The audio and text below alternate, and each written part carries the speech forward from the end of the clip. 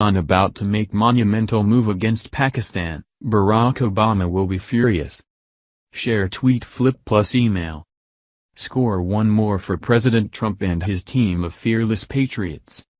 Yesterday Breitbart reported that the U.S. military made a final decision to cancel $300 million in aid to Pakistan.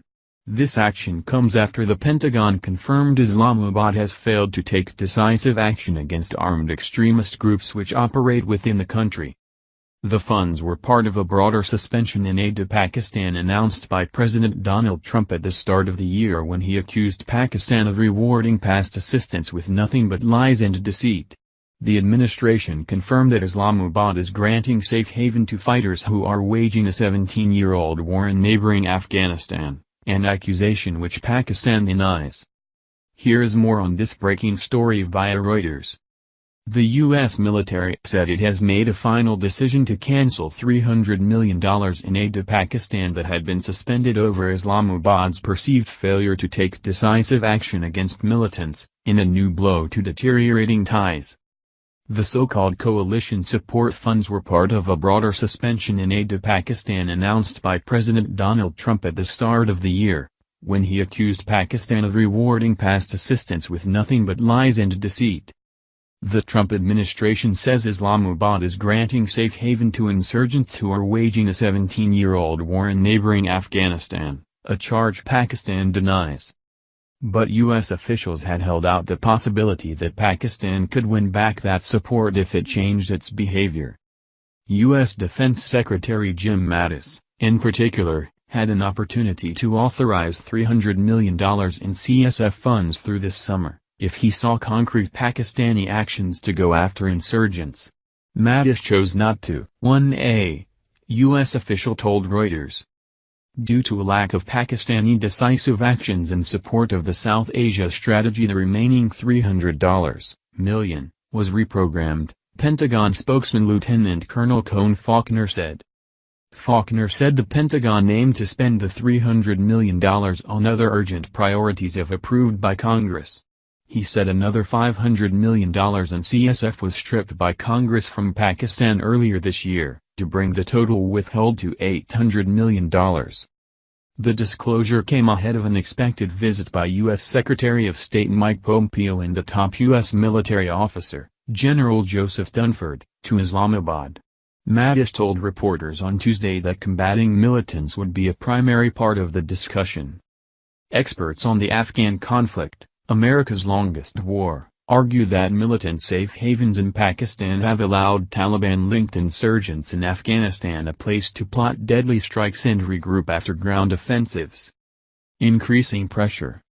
The Pentagon's decision showed that the United States, which has sought to change Pakistani behavior, is still increasing pressure on Pakistan's security apparatus. It also underscored that Islamabad has yet to deliver the kind of change sought by Washington. It is a calibrated, incremental ratcheting up of pressure on Pakistan, said Samir Lalwani, co-director of the South Asia program at the Stimson Center think tank in Washington. Reuters reported in August that the Trump administration has quietly started cutting scores of Pakistani officers from coveted training and educational programs that have been a hallmark of bilateral military relations for more than a decade.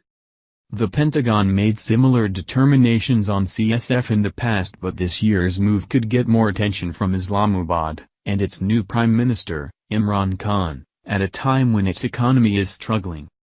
Pakistan's foreign exchange reserves have plummeted over the past year, and it will soon decide on whether to seek a bailout from the International Monetary Fund, IMF, or friendly nations such as China. They are squeezing them when they know that they're vulnerable, and it is probably a signal about what to expect should Pakistan come to the IMF for a loan, Lalwani said. The United States has the largest share of votes at the IMF.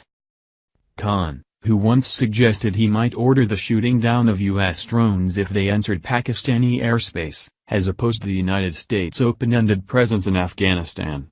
In his victory speech, he said he wanted mutually beneficial relations with Washington. A Pakistani official, speaking on the condition of anonymity, said he was unaware of a formal notification of the U.S. decision on assistance but said one was expected by the end of September. Pakistan has received more than $33 billion in U.S. assistance since 2002, including more than $14 billion in CSF-1A, U.S. Defense Department's program to reimburse allies that have incurred costs in supporting counterinsurgency operations.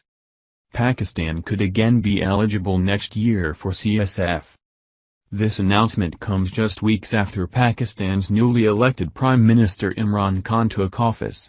Khan ran on blaming Pakistan's participation in the US-led anti-terror campaign for the surge in attacks within Pakistan over the last decade and has vowed to rebalance their relationship with Washington.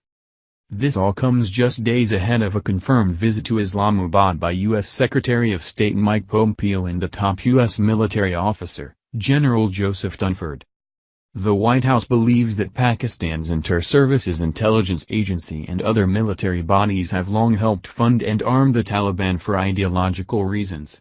And it also believes that a Pakistani crackdown could be pivotal in deciding the outcome of the long-running war in Afghanistan, which many Americans are growing wary of after 17 long years.